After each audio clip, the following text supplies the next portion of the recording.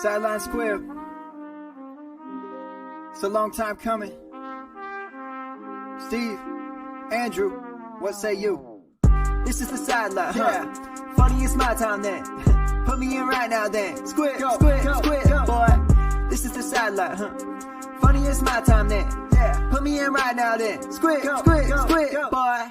This is the squib, info stick up to your ribs. Chips be coming with that dip. Go ahead, put it to your lips. My oh my, that is delish. Victory gon' taste like this. Y'all bought that big ol' boat, but these boys built you a bridge. Sit down and take notes. If you want you a trophy. What's up, everybody, and welcome back to another episode of Sideline Squib. I'm your host, Steve Silvestri, back with co-host Andrew Leehy, bringing you the late night Saturday fantasy football content. Andrew, how you doing tonight? Doing well. I'm doing okay. I saw watched your breaks on the other channel, breaking some NFL cards and some baseball cards. Looks like you outdid yourself on a couple of them. Wish you kind of kept a couple for your personal, but it's good, man. It's good. We're giving back to the community. We're a well-rounded fantasy football content provider. We're providing you cards as well as fantasy football air quoted advice or rankings or however you want to look at it. So it's we bring a lot to the show, and we appreciate everything you're doing over there, man. Heck yeah, a little bit of everything. We'll dabble our toes here and there. But yeah, tonight we have a couple good things going on. Before we jump into it, we're gonna touch on to we're gonna do a little bit different. Instead of our picks and bricks, we're gonna go a little bit into our rankings. Sort of the same deal. But we're going to kind of jump in a little bit and talk our week 5 rankings by position, kind of talk who we like, why we like them. And then Kyle, one of our writers and rankers, couldn't join us tonight. He was going to. We're going to tear his ranks apart a little bit tonight. So yeah, hope you're ready, Kyle. Awesome. Hope they're up to par. Yeah, and then of course, Tim, our other writer and ranker over at SidelineSquib.com. couldn't get his ranks in this week because he is dancing with the wolves, as you can say. He's camping. So, Tim, you probably can't hear us or see us because you don't have reception where you're at right now or something, but we will see you when you get back on Monday. And then we'll have some fun with that as well. So, guys, one of first and foremost, thank Dynasty Owner. They've been a sponsor with us for the last couple months here. And now that we're into the season, I want to talk a little bit about it. You guys have heard us talk about it. You've heard us promote it a little bit. But Dynasty Owner, they don't have any current leads up and running right now, or no drafts, at least I can say. But they do have all sorts of content. They have live streams that kind of tell them a little bit about what they do over there at Dynasty Owner. And I know Andrew and I are in a league together, the expert league with a whole other kind of, there's 10 other podcasts, some writers over at Dynasty Owner as well. So it's a very strong league. And Andrew, why don't you tell them how we're faring right now in that league? Listen, there are experts in that league. We're not part of that equation. We're the fish for sure. We knew we were going to be the fish going in, and we are for sure being the fish in season. It has not helped. The injury bug has nabbed us quite a bit. We got Cortland Sutton, who played like part of a game. Drew Lock, he's out. We got Nick Chubb now, he's out. So we're just rolling with the Dallas Cowboys, basically. Yeah. Come bye week time for Dallas Cowboys, we are going to be really struggling. We don't have a second kicker. I guess that was a strategy that we missed on the whole deal. Yeah, I don't know what we were thinking. My bad. We have some rebuilding to do, but anyways, if you think you can take us, by all means, go try to grab one of those orphans that potentially will become available at the end of the year. And, Steve is going to provide you with a website there that you can find those orphans, a lot like Scott Fish does with My Fantasy League, where you can kind of go with safe leagues where you can kind of go and bid, I guess, or put your name in the hat to win it, type of deal. So, yeah, granted, we're not doing very well in that league right now. Injury bug got us. But it's fun. It's different. The way you have to, even little things as in how the bench scores a certain percentage of points, 20% or whatever it is. There's so many different things that go on in Dynasty Owner. And then the money aspect is the key that really got me in. So I'm looking forward to see what we can do through the end of the season. And I don't know if we have what it takes to turn around now because of the injury bug, but it's definitely one to see. Obviously, it's a dynasty, and we're running it like we're owning the team. So looking forward to that. If you are looking for an orphan, go over to commish@dynastyowner.com, and they will have a list over there. And if you're just looking for fun, go to dynastyowner.com/squib. All right, Andrew, let's go ahead and jump into week 5. What do you like? What do you see? Is there any games or players that you're going to target? Or I guess not. Let's see, not target. Let's see. Going to roster this week. Absolutely. So we have got some couple juicy matchups here, both from the DFS side of things, where we're talking about main slates, and then both for season long as well. So the Monday night game with Seattle and Minnesota, is that Monday night or Sunday night? I can't remember. I know it's the primetime game. And then you have it could be Tuesday night for all we know. Who knows? Tuesday nights. Yeah, you get to see Josh Allen on a Tuesday. Hey, I'm for this, man. I know that nobody likes this whole situation. We kind of glossed over the fact that these games are just playing on whatever day. But Tuesday isn't a bet. There ain't nothing else going on. The NBA Finals are likely going to be over, so it's just going to be baseball. I'll take watching football on a Tuesday. It's just no site yet or no platform has really figured out, okay, if they play on Tuesday, what week are the points going on? Yeah, I mean, I think you have to keep it in order. They've only played 5 games type of situation. Not that Tennessee has, but I think that's just the best way to do it. What a nightmare for commissions. Yeah. Commissioners need to be tipped at the end of the year this time. We did a lot more than just run a draft. But no, man, there's a lot of options. You got the Giants and Cowboys. Neither team, I mean, the Giants have actually played pretty well in defense, but the Cowboys have not. Conversely, the Giants have scored three offensive touchdowns all year, so that's not good. But that could be ultimately turn into a shootout. They're obviously missing Barkley, but they could pass all over him. And then the game I'm attacking everywhere is the Tampa Bay Carolina game. We went over our core plays, and we have a couple guys from that game as well for DraftKings. But even in a season long, I think this is the time to target both of those bad defenses. Carolina's defense has actually played pretty well, considering, but it's still going to be a shootout as what we're looking at anyways. Oh yeah, definitely in that NFC South matchup. I'm looking, man. It's one of those things. I know where I stand this week.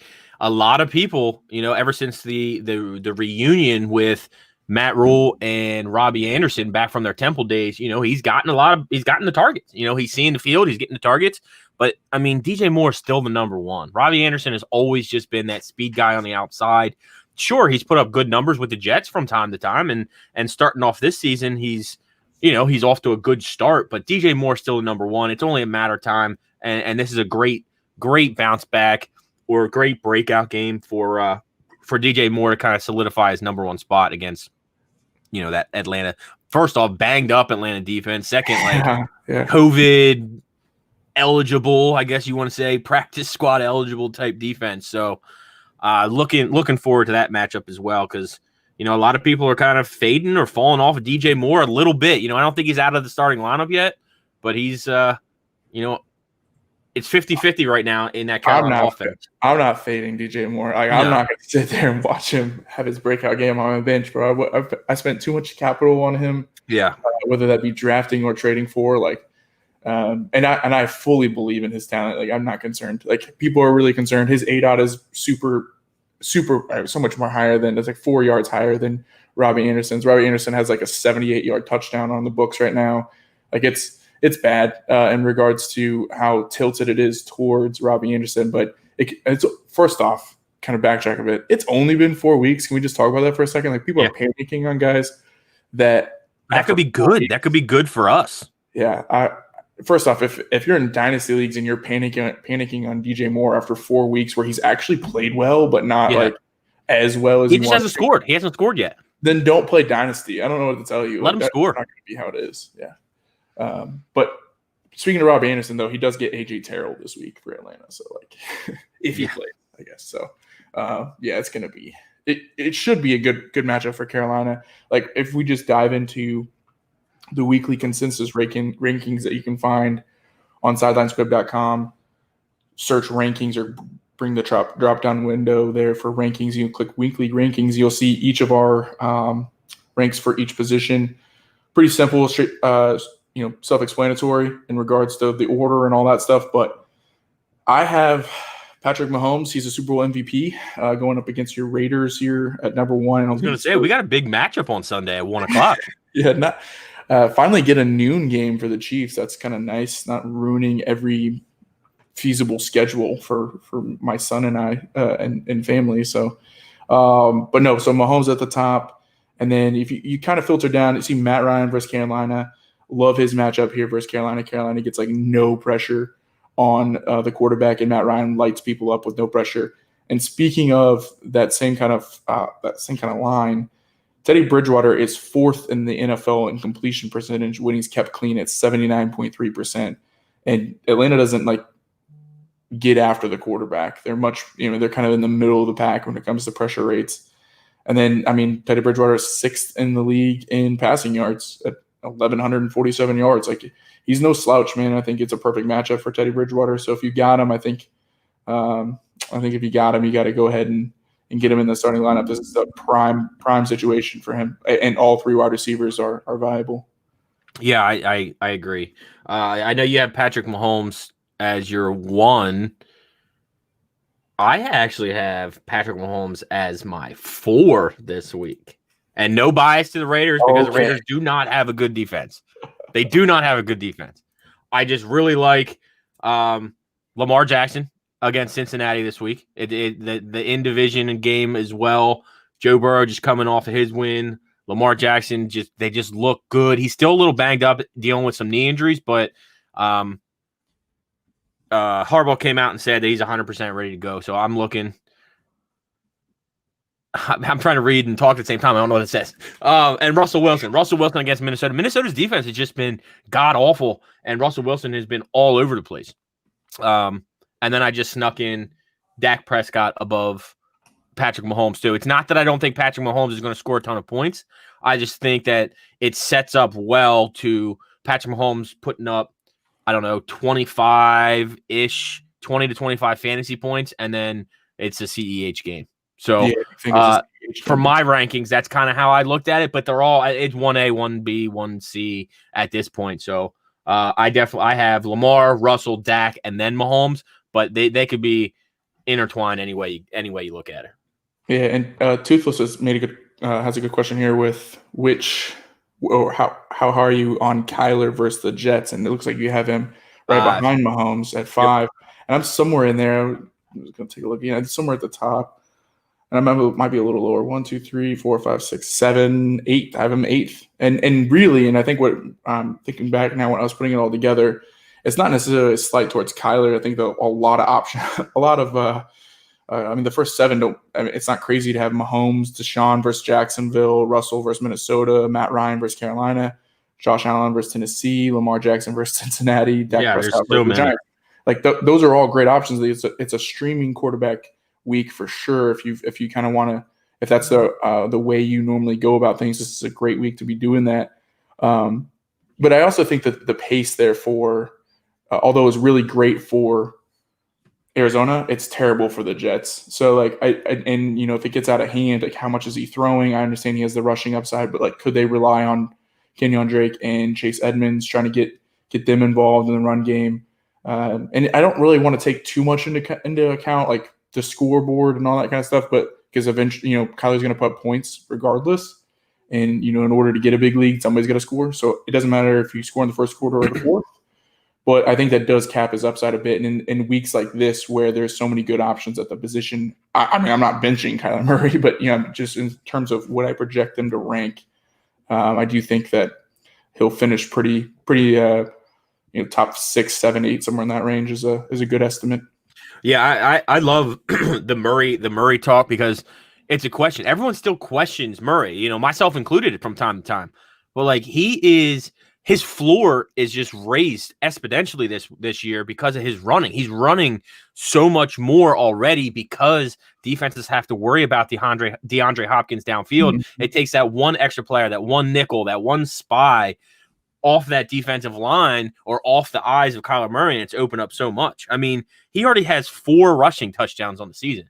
I don't know off the top of my head, but I'm sure that's more than a couple starting running backs. And that's, for sure. And that's that's more not than to mention, mention, yeah, and that's not. I mean, he's averaging somewhere near 27 fantasy points a week. I like Kyler Murray and Dave. Yeah, interested to see Houston without Deshaun and Bill O'Brien. It goes Patrick Mahomes, Kyler Murray, Deshaun Watson this week for me. You know, they're going up against Jacksonville. Already the opponent doesn't have a very good matchup. You know, the defense there in Jacksonville isn't what it used to be. And now they don't have the pressure of Bill O'Brien. You know, I'm not saying Bill O'Brien was the reason or the issue they weren't scoring points, but they don't have, you know, that dilemma over their head of, hey, I'm the coach. This is what I'm doing now. And just let Deshaun ball out. Just let him go. Put him back to his Clemson days. Let him run around. Let him throw the ball. Find some targets and move the ball downfield. I mean, utilize David Johnson to the best you can. To the best you can. Utilize David Johnson. 2020. Utilize David Johnson. Get these guys downfield. That's kind of why I like Deshaun Watson in this spot. We'll see. We'll see if the offensive coordinator can come over and call the plays to fit the scheme of Deshaun Watson. I'm not super in love with it being Romeo Crennel's ship. Yeah. I mean, I'm not really excited to see his fingerprints all over it. But if he's just the voice or he's just the, you know, dude, look what we did with Jay Cutler. That's fine. Jay Cutler. My God. Okay, we're getting off the rails. For me, man, like the quarterback position, we'll just wrap that up. I think the quarterback position is the easiest one this week in regards to, like, if you got somebody who's like serviceable right now. I mean, I wouldn't be going playing Carson Wentz. That's like the one guy I'm like on the top of my mind right now. I would not be playing. And they're going to get slaughtered by Pittsburgh. I think that defensive line is going to crush that offensive line. Like we may see Jalen Hurts next week. God, I hope so, man. Oh my God, I hope so. Just to put that in perspective, like everyone here knows how high I am on Miles Sanders. He's not in my top 12 in running backs. I don't think he is in mine either this week. I do. I do have him. I do have him in my top 12, actually. I think he is. Like, I have Todd Gurley in my top 12. I got Gurley above Sanders. Yeah, that's where I'm at. Like, the matchup for Miles Sanders versus the Pittsburgh defensive line is going to be just so atrocious. But let's turn it into a positive here and talk about who we do have in the top 12. For me, it's Kamara right there at the top. I don't think I'm just surprising anyone here with that. And then Zeke versus the Giants. I think Zeke's going to be the engine versus the Giants. You know, he's turning out to be game script independent. He's getting so much work in the passing game even when they're trailing. So then Derrick Henry, Clyde Edwards-Helaire, Mike Davis. Mike Davis is the man, right? Like that's the move here versus Atlanta. You've got 1, maybe 2 weeks left of relevancy till CMC comes back. And if he continues to play well, maybe he even eats into CMC's touches. You can't imagine CMC just walks into a 90% snap rate coming off a high ankle sprain. So, but going into this week, Mike Davis versus Atlanta is a smash spot in regards to opportunity share and all that kind of stuff. He's in the top 5 in regards to that. And then, you know, rounding it out, I have Antonio Gibson versus the Rams. Love James Robinson versus Houston. Chris Carson versus Minnesota. I think they're going to be able to they're going to score points against Minnesota, and I think Chris Carson's going to start finding himself with some rushing touchdowns. And then I got Todd Gurley versus Carolina in regards to just someone's going to score touchdowns for Atlanta, and there's potential that Julio Jones doesn't play. And if that's the case, then and not that Julio Jones scores a bunch of touchdowns, but Todd Gurley does find his way into the end zone, and that continues to support his fantasy relevance. So talk to me here. My top 5 are very similar.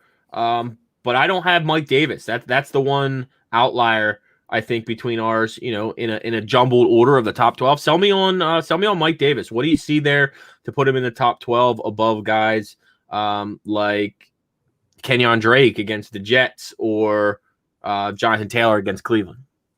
Yeah, so it really comes down to just usage when it comes to Mike Davis. He's getting all the targets. He's getting all the snaps. There's even his backup running back is out this week. They're going to be bringing up someone to play the backup running back role. So even more so, he's going to be able to, kind of take even more stranglehold on the opportunity share for him. So he's getting all the targets. He's getting all the run work. It's a high game total, like 53.5 points. And we've exhausted ourselves when it comes to talking about Atlanta and how poor they are on defense and how many points we were expecting them to give up. I mean, put it in perspective. Atlanta, as far as adjusted line yards, so like how much their defensive line allows just right out from the snap. I mean, Atlanta's right there in the middle of the pack. They have 3.69 yards allowed, or average yards or adjusted line yards per week or per play. Sorry, and then the Carolina, pace and all that stuff, and Atlanta's pace seems like they're going to be scoring quite a bit of points. Mike Davis is going to be right there in the thick of things in regards to red zone usage, goal line usage, and then obviously getting the carries as well. So it makes too much sense to get him in the top 5 in that high scoring of a game. Before we move on, let's talk about Kyle. He couldn't join us tonight, but hopefully he's listening. What are your thoughts without him defending us? So it's a little tough without him defending himself. Kareem Hunt as the number 3 running back going up against the number 1 defense in the Indianapolis Colts. What do you think there? What do you think his thoughts were, or do you see that differently? So definitely see that differently. I mean, I understand there's no Nick Chubb. We're well aware of that with Dynasty Owner, but Kareem Hunt versus Indianapolis, I know he's going to be getting the lion's share there, but I'm concerned with pace on that one. I'm concerned with how Indianapolis is going to want to bleed the clock. They're going to not allow Cleveland to hang on to the football for very long. And I think they're going to just continue to limit the touches for Kareem Hunt. And I think it could turn into where, Baker Mayfield's going to have to, pass the rock a little bit. And I know Kareem Hunt was obviously involved in that as well, but putting him at number 3 ahead of Dalvin Cook versus Seattle versus Clyde Edwards-Helaire versus Vegas versus James Robinson versus Houston just seems, that seems crazy to me. It seems way too high. No, I 100% agree with you there. I not a bad play because of the usage he's going to see. I think without they got Dearness Johnson, something like that. Sure, he might get a few touches, steal a bit away, but Kareem Hunt's going to be the guy. So yeah, the uptick in touches are going to be there, but that Indy defense is locked down. I mean, they're just if Phillip Rivers could get the ball, like me personally, I'm just going to stack up on some Jacob Eason here very, very soon. Probably by week 5, week 6. Week 6, week 7. Depending on where I'm at in some certain rosters, I'm definitely going out and I'm getting myself some Jacob Eason. So before we move on to wide receivers, though, we got a little question in the chat. It's a good one. What do you think there? What running back do you think vultures a touchdown this week? Frank Gore. Okay. No, I'm throwing one out. I mean, I feel like he's always the one who's vulturing a touchdown. That would require the Jets to score. Vulture a touchdown. I'm drawing a blank on the name, but I know who mine is. So, Gus Edwards. Nope, mine in Atlanta. It's going to be the kid from Pitt. Big dude, Quadri Allison.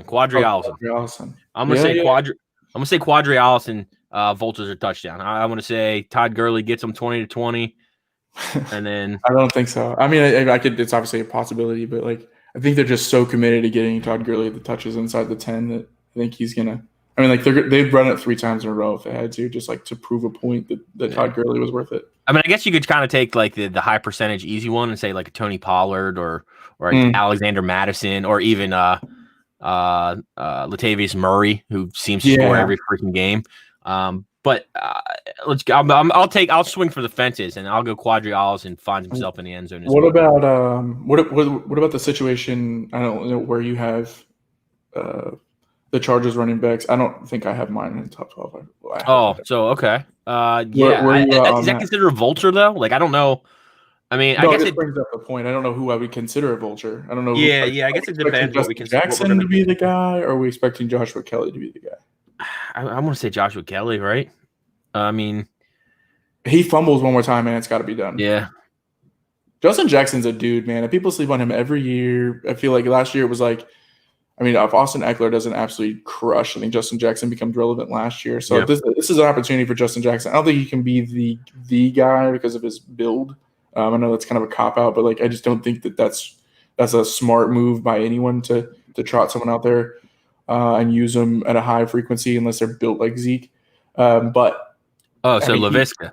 yeah, so he was healthy again. By the way, he was coming out of the questionable, and he's cleared of all injury designations. So that's a break for me because man, there was some rosters where like I don't have much else going for me. I'm running thin. Do you see the one I posted the other day about like the screenshot I sent or I posted on Twitter, like how to go from a contender to a non-contender? Oh yeah.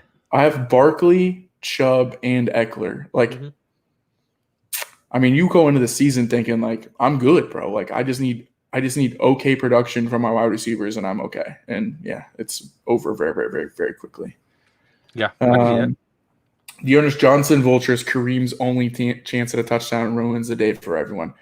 I don't hate that. I don't hate that at all because they do definitely, when it was Hunt and Chubb, they basically went like by drive, right? Like it was like Chubb obviously got the start and he would get like the first drive, maybe even the first two drives, and then it would be like Hunt's drive, and then it'd be back to Chubb's drive. If they do something similar to that with Johnson and him, then that would be so infuriating. You know what makes it even better? We even didn't have to do anything. We left it to the chat. And they tore apart Kyle's take on Kareem Hunt as it was. Love it, Jake. I mean, I don't hate his situation or his rankings really. I mean, his running backs: Kamara, Zeke, Kareem Hunt's the only real outlier. You're right. And David Johnson for Jacksonville. I mean, that's tough for me. He's got Miles Sanders in his top 12. Derrick Henry all the way down at 12 versus Buffalo. I don't know about that. I think it's a Derrick Henry show. Fresh legs, Derrick Henry. Whew. Oof. Seems like they're going to be pounding the rock with him. All right, moving on to wide receivers. Let's get back to yours here. Mine's an interesting one. Yeah, I wanted to so Julio Jones is obviously not number one if he is not able to go. If he is able to go, I'm going Julio Jones. This is going to be the week he scores a touchdown. This is going to be the week he scores a touchdown, and he's going to put up, the normal, 9 receptions, 112 yards that he normally gets, but he's going to find himself in the end zone. It's going to put him over the top. Like the situation, they're going to be throwing the ball both sides. As you can see, I also have Calvin Ridley in my top 5. So you're talking Matt Ryan smash play all week long. We tried to tell you on the court play. Matt Ryan's the play this week. Matt Ryan's the play. That's the way I'm leaning there. He definitely has the Joe Mixon vibe of him this week, where it's like he goes in questionable. He's got like these very serious allegations towards his health, and then just like walks in and crushes, in a really, really great spot. So yeah, it makes sense that this would be the week that Julio Jones goes off. I can almost guarantee, and I hate to even say it, but I can almost guarantee an Atlanta wide receiver finishes number 1. I like, I can see that. I mean, let's see, what are the other matchups here? I hate to say it, but like Tyreek Hill catches 2 balls, he could really put up some numbers. I hate it, but he could. Tyreek Hill could be absolutely Tyreek Hill is going to smash this week. I think like it's really, and Kelsey. I hope it's a stupid game, like 15-15 type game. You missed that. That was last week. I know, but I love it. Let's do it again. I don't think the Chiefs mess around this week. I think it's going to be. I mean, they're so familiar with this opponent. John Gruden is not Bill Belichick when it comes to scheming guys open or scheming guys into coverage. So I think it's going to be one of those. I think this is like a get right, if I can even say that, like a get right game for Mahomes and the Chiefs offense. I think they just keep going. Don't feel good about his production. About Tyreek Hill's production, the guy who scored a touchdown every week this year. Who's the not feel good about his production? We'll have to wait for him to get back, I guess. So talk to me while we're waiting. Talk to me about Justin Jefferson, because it looks like between you, Kyle, and I for this week, we all have Adam Thielen within our top 3 or 4. Talk to me about Justin Jefferson. What do you see in his matchup against Seattle that's going to pull him over the top? Jefferson, man. I mean, he's boy, if there's been one guy we were right about, thank God, man. Like, there's been one guy we were right about all offseason, Justin Jefferson, CeeDee Lamb, maybe the two. Well, you were on CD. I was on Judy. It's true. I mean, so my bad for including you on the successes. I'm just kidding. You've been on Justin Herbert, so I'll give you Justin Herbert. But no, Justin Jefferson leads all rookies in receiving yards at 348, so that's pretty good. And then I was going to pull up. Give me a second here. I wanted to pull up his matchup, Justin Jefferson's matchup here with. We have Seattle. I mean, I don't know who's on the left side now, but Thielen should see Shaquille Griffin. So he should have the lockdown on the outside. And Seattle's defense, again, isn't what they used to be. Still giving up some decent points. Russell Wilson's keeping them in the game, scoring a ton. Yeah, Justin Jefferson gets Trey Flowers, or at least that's the projection. He's going to have Trey Flowers. And Adam Thielen will have Shaquille Griffin, yeah. Yep. And anyway, so Justin Jefferson scores 0.29 points per route.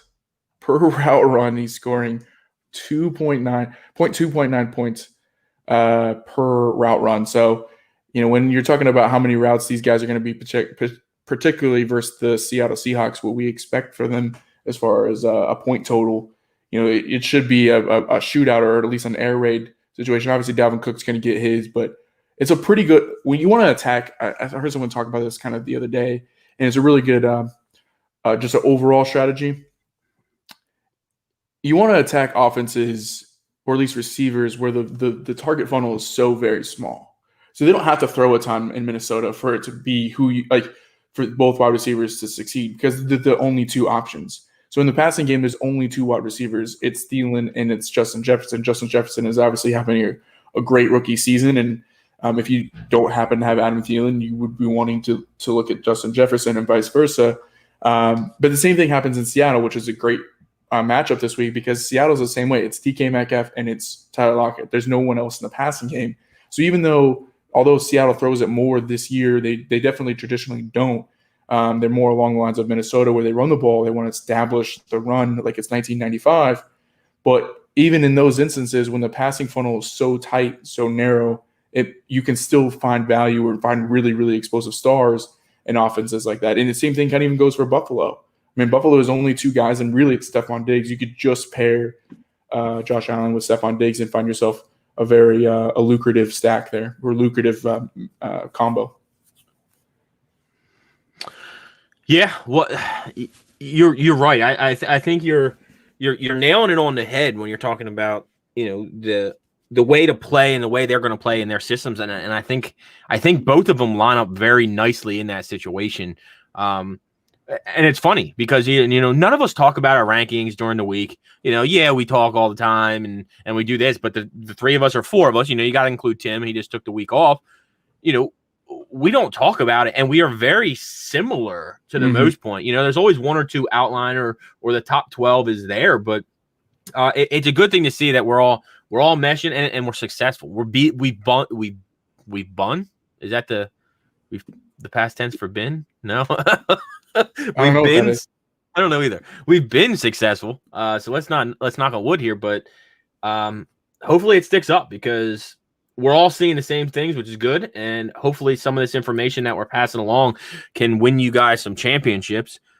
If you haven't done it yet, make sure you guys swing over to trophysmack.com. Get yourself a $60 championship ring with purchase of trophy or belt. They're awesome trophies over there. I don't know. I always have it down, but you can't see it. There's a trophy there behind me. Pretty cool stuff.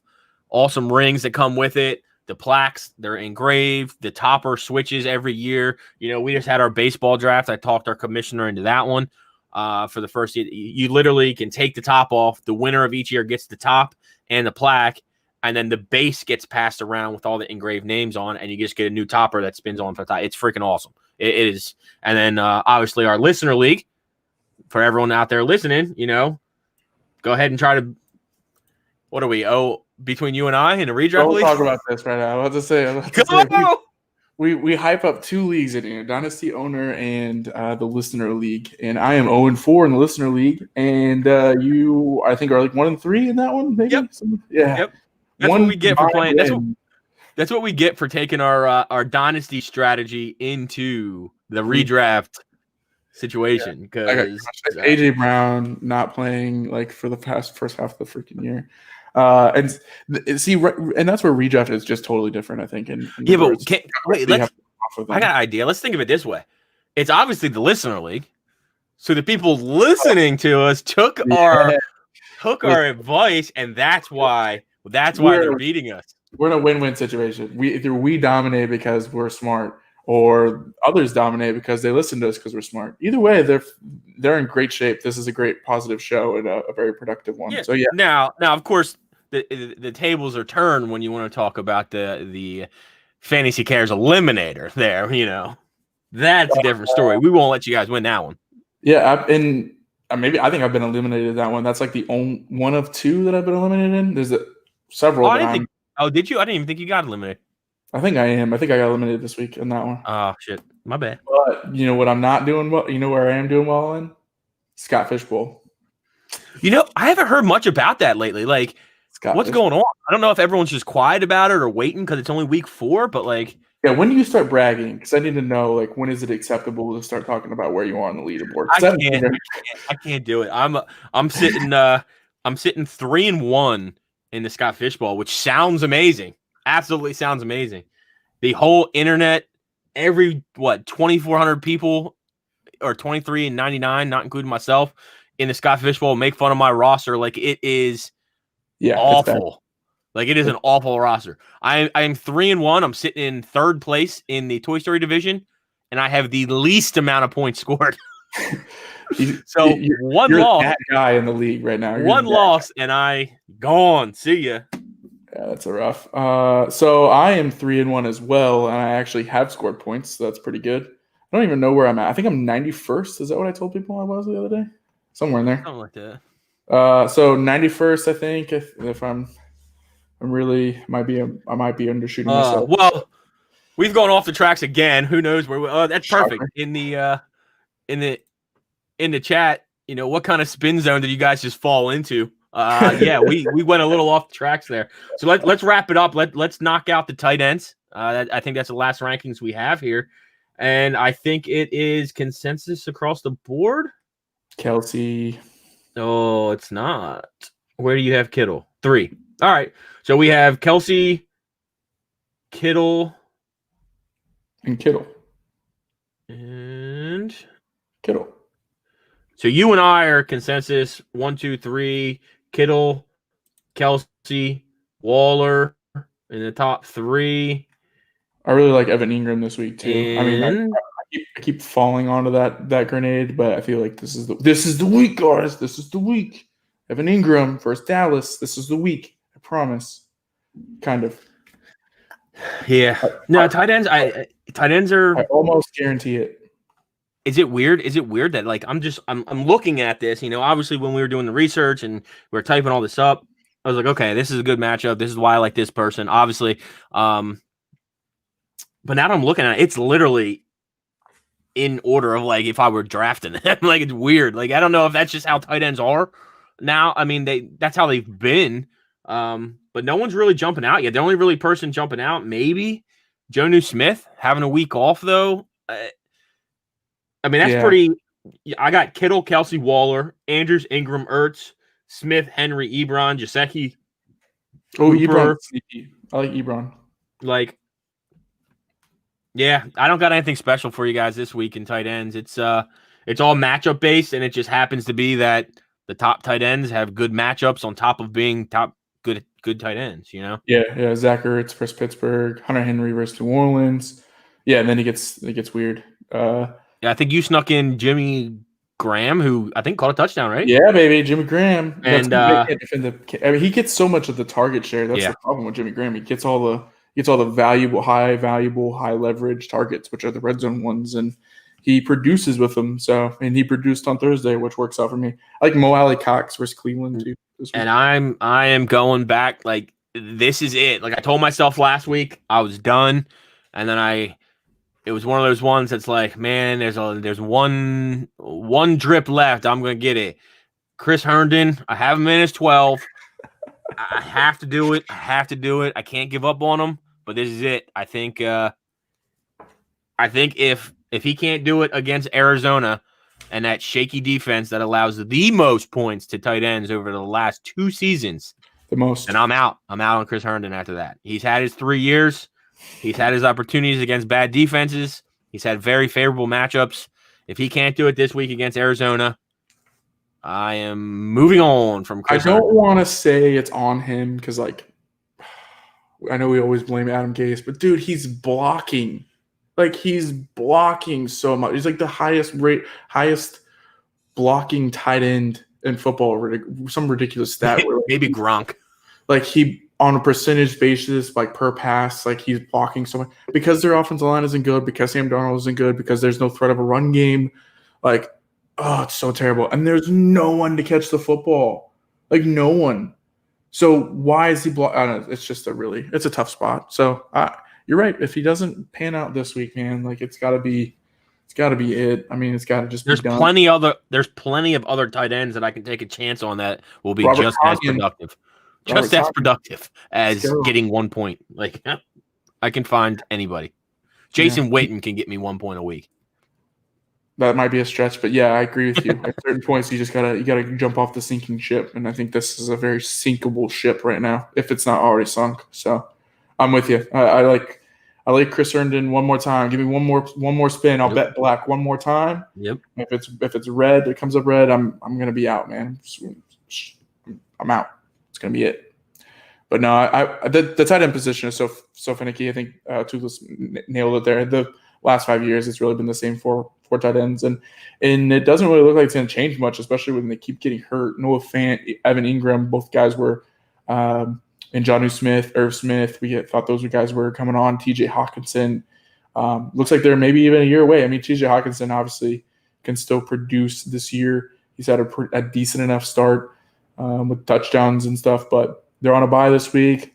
You have Noah Fant that's hurt, likely not going to play. Irv Smith has been non-existent. It's a tough sledding in tight end zone. Yeah, I love it. I think we have a lot of similar rankings across the 3 of us and the 4 of us, and hopefully you can take some of this into this week when you're setting your lineups and even some DFS. You know, take it with your DFS, or more importantly, you know, check out any of the platforms out there as prize picks, as you see on the screen. You got Thrive Fantasy, you have Statement Games, you have all of them. Go to any of their websites, use code SQUIB, SQUIB, get yourself a little bonus. They're all different per website. Go ahead and use code SQUIB, SQUIB, and take what you're reading. Take it from us, take it from other fantasy football websites, take it from anywhere you get your research, and go out there and beat the system. You know, that's what it's about. Prize picks, you're not playing against anyone. You're playing against, you know, Andrew, tell them a little bit about it. You know more about it. Prize picks where it's at, guys. You're just picking over under on fantasy production, not like yardage totals or catches. So it's a little bit different than prop betting per se, but it's got the similar feel as prop betting. Basically, prop betting their fantasy production, what they're projecting on prizepicks.com. Whenever you go sign up with Prize Picks, use code SQUIB, get 25% first deposit match plus a entry to win $50 for free, which is just a 2-pick entry. So if you get both of them right, you win $50. It's pretty sweet. But yeah, you can play up to 4 picks, and you can cross sport them. So you could use someone from the NFL, someone from the baseball, and someone from the NBA Finals. So it's a pretty sweet platform. It's like just a different thing, man. It's different than setting a lineup and playing against 100,000 of your closest friends on DraftKings. So it's a pretty cool platform to try to get into and find an edge. So, well, I appreciate everyone joining along in the chat, talking it up. Everyone who's listening, if you couldn't catch the live stream on Saturday nights like usual, I want to thank everyone who's going to listen to us on anywhere you guys listen to your podcasts. Of course, you can always check out all of our fantasy football content at sidelinesquib.com, and keep an eye out. We are expanding. We have a few more writers joining the team, so we'll be able to introduce them in the next couple days or so. And watch out for everything. We have our DFS is growing. We have our articles are coming out, and we're excited. We're excited to get some new things. We have the card breaks going. We have our DFS core play videos and all that such a thing. So, Andrew, like always, it's been a pleasure, and we'll see everybody next week on the Sideline Squib.